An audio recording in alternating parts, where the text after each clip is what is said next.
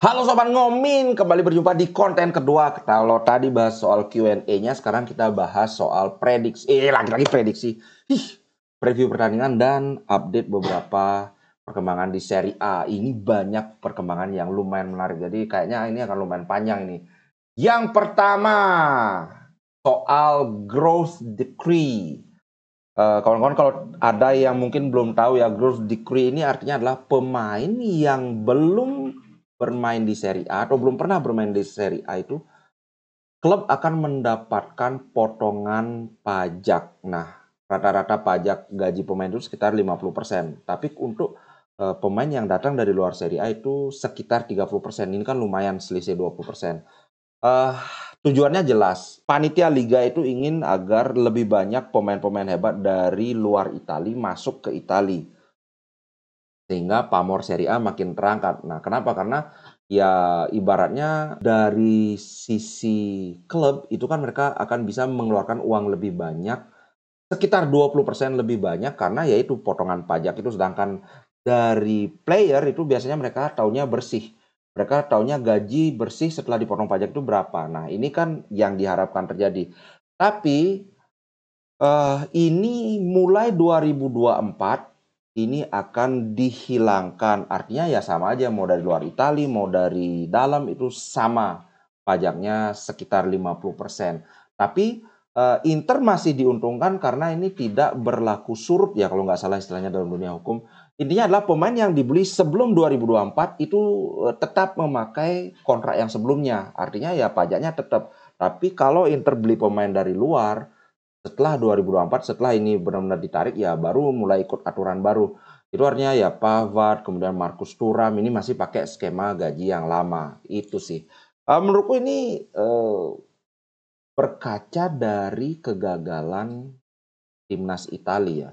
Karena setiap kebijakan itu pasti ada pro, ada kontra, ada plus, ada minusnya. Nah, tampaknya minusnya ini adalah klub-klub jadi kurang tertarik untuk mempekerjakan pemain asli Italia, karena sekitar 20% mereka akan mengeluarkan duit lebih banyak, sehingga ya lebih baik ngambil dari luar aja gitu. Walaupun ini tidak terlalu juga karena bukan cuma pemain asli Italia aja yang kena pengaruh, tapi pemain asing yang juga sudah main di Serie A kan kena juga. Tapi kalau kita mau melihat dari pembibitan pemain-pemain muda Italia itu ya jelas mereka akan memulai karirnya itu dari liga lokal kan. Karena ya Liga Italia adalah liga yang kuat, pasti dia mungkin mulai dari Serie B, dari Serie A. Artinya klub-klub besar itu daripada aku mempekerjakan pemain ini ya lebih baik dari luar aja sekalian. Nah, ini yang sudahlah, ini sudah terlalu menderita timnasnya, ya udah kita hilangkan aja kayak gitu. Ya kita lihat aja apakah ini bisa memberi efek positif untuk timnas, kan harus dievaluasi ke depan lagi. Oke, berikutnya ini ada yang agak ini.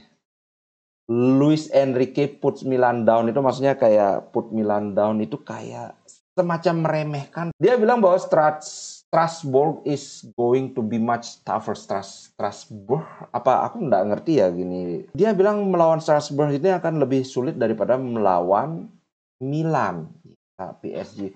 Alasannya ini sebenarnya lebih sulit daripada pertandingan lawan Milan.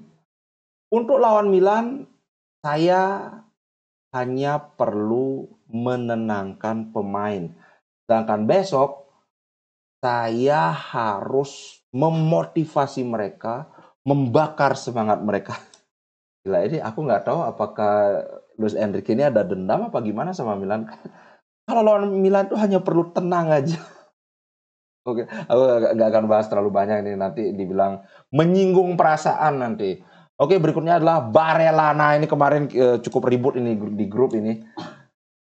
Setelah dituduh terlibat dalam judi, dia bilang, wah keras banget. You are all clowns, I will take a legal action. Clown itu artinya badut. Aku kan sempat bilang bahwa kayaknya Barella nggak terlibat, karena setauku Barella ini orang yang sangat religius. Dia kan Kristen. Kalau di Milan tuh kalau nggak salah banyak Kristen, bukan Ortodok, Kristen yang Vatikan itu Katolik ya. Nah biasanya kalau orang yang religius itu pasti nggak berjudi, dan dia akhirnya setelah lama diem menyatakan bahwa dia tidak terlibat. Bahkan dia ini ngomong dari koran yang namanya The Truth itu artinya kebenaran, orang akan memperkirakan atau mengharap keseriusan. Tapi satu-satunya kebenaran adalah kalian adalah badut. Dia bilang gitu. Saya berdiam diri sudah terlalu lama. Terlepas dari apapun yang saya baca tentang diri saya sendiri. Saya tidak pernah menyukai judi, apalagi bertaruh. Maksudnya bertaruh bertaruh di sepak bola. Segala jenis judi dia nggak suka. Satu-satunya hal yang penting bagi saya adalah melindungi anak perempuan saya dan keluarga saya dari omong kosong ini. Sehingga mulai hari ini saya akan mengambil jalur hukum. Woi, gila. Barella marah-marah, ini kan Barella sekarang, sebelumnya ada Zalewski, kemudian yang defendernya Lazio itu aku lupa namanya, itu juga bilang mau menempuh jalur hukum. Kapok. Biar enggak ini kan. Padahal anak-anak bilang dari wow, menuduh-nuduh Tonali, padahal ini Inter juga terlibat. Ya, kita lihat aja siapa yang terlibat, siapa yang tidak.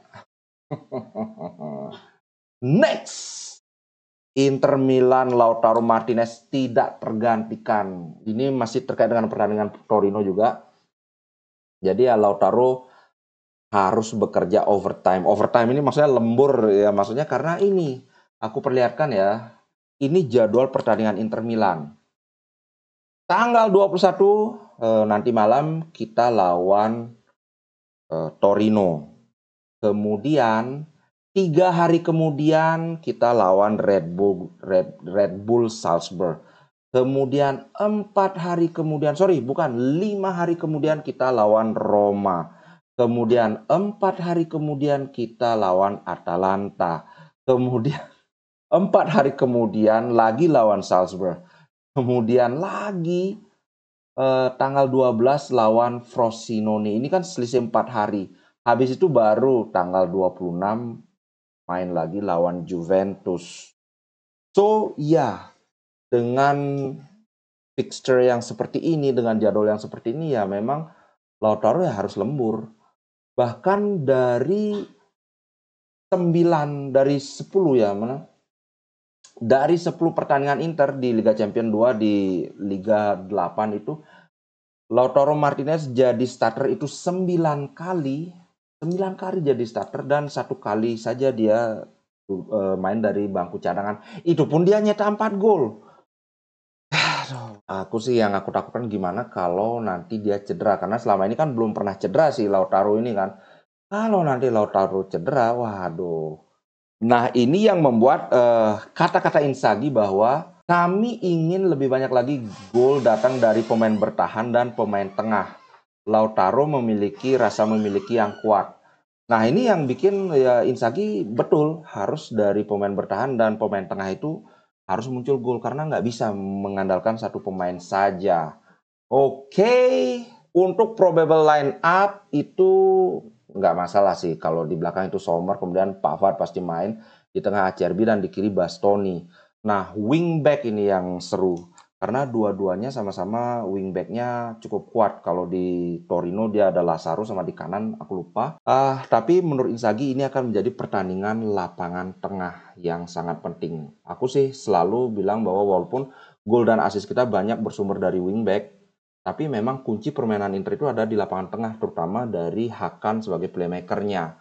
Itu guys, jangan lupa nanti malam kita live reaction. Nonton bareng, aku nonton di sini, kalian nonton di rumah sendiri. Oke, ciao, sampai jumpa, terima kasih.